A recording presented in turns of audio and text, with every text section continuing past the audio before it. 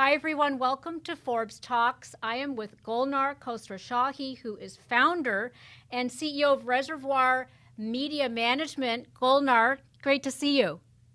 Thank you so much for having me, Diane. I am catching you on a great day, of course, because De La Soul, I think of them as hip hop legends. I know them from when I was in college.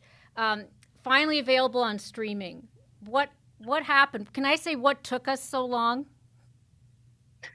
I mean, you can say what took us so long. So it's the first time that this music is going to be available across streaming platforms for a number of different reasons, which the details around which are probably pretty boring for people who are not really in the business.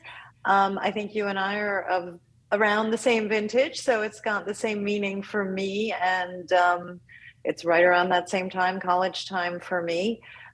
So both personally and professionally, it is an extremely meaningful day. Professionally, because we have an artistic and fiduciary responsibility to our clients to get their music out and accessible and available to listeners around the world. So we're just very excited to be in a position to deliver on that promise today. Well said. And of course, people can look up all the different reasons, but I do think what's interesting about the magic number, you're starting with that, and then the full catalog is going to be available in March. Is that right? That's correct. Was there, give me a sense of the importance of this, though, because how important are the streaming? I mean, the streaming platforms to me seem to be everything now. Is that the wrong way to look at it? Because I think it gets a little into your business model. No, I mean, that's absolutely the right way to look at it. If you think about what the forecasts look like in this industry, it's predicted that by 2030, over 70% of the income will be coming from streaming source, from a digital source. So I don't think there's any question around whether this streaming thing is going to stick around and, sort of catch on. Whereas when we first got into this business, there was definitely uncertainty about the platform through which people were going to consume music, about piracy, just the technological uncertainty, all of that. You're going back to Napster days with that, right? Exactly. So those elements are no longer threats really to the business.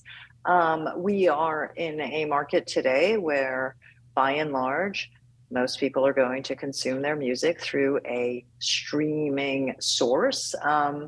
And we only see growth forthcoming through those channels.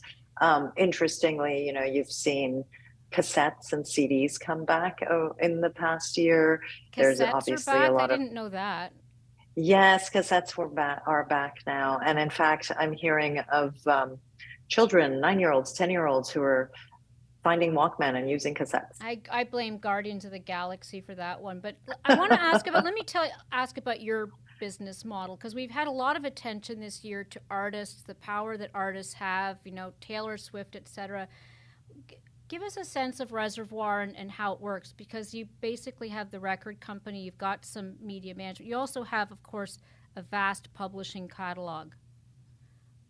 So yes, we operate in a number of different places. Our genesis was in publishing, and that's when we just started buying music rights, and those are straightforward copyrights. We expanded into the record label business with the acquisition of Chrysalis and then Tommy Boy.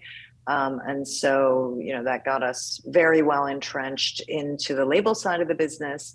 And then alongside of that, we also run a couple of very, very small management companies. And then a really interesting part of what we're doing is as a record label publisher and a rights management entity in the Middle East. And that all goes through an organization called Pop Arabia. But it's been quite an organic path as far as the growth goes, in that an opportunity presented itself to get into the label business. And so we pursued that opportunity, and then an opportunity presented itself to grow that business. So we're really much more focused on doing the right deals for the company, the right transactions that are cultural fits, that are turnkey solutions, that give us scale, and really strategically fit in with what we're trying to do. So I know that you got De La Soul through Chrysalis, right? Correctly. Give me some sense as to what differentiates you with the artist. Because artists do obviously care about their music, and artists by that I mean the songwriters, as well as the performers, often one and the same. When you think about the value proposition that you bring, how's it different? Well, I mean, I think we we are operating in an industry where you have some majors, some very large companies that probably take up 75% of the market share. And then you have a bunch of independents. We're fortunate in that we're in a creative industry. So independent, anti-establishment always has a place, and there's always room for us. And so that's a good place to be. But that being said, we take very much of a boutique approach. We have a high touch approach with our clients. So we don't necessarily have 1,000 songwriters. We have 65 active songwriters. And so we're able to take a team of 11 people and really devote a lot of attention to them. I think we've spent 15 years establishing a reputation as being creative collaborators, of being stewards of legacy assets. And we are dealing with people who are, creating music product that for them is their baby. And so they do want to be working with somebody who's going to look after that. And that served us really well. We've done a lot of off-market deals, and those off-market deals have just come about. What does that mean when you say off-market deals? Meaning that we've done a lot of transactions. Sorry? I said I associate that with prescription drugs. I know this means something different in your context.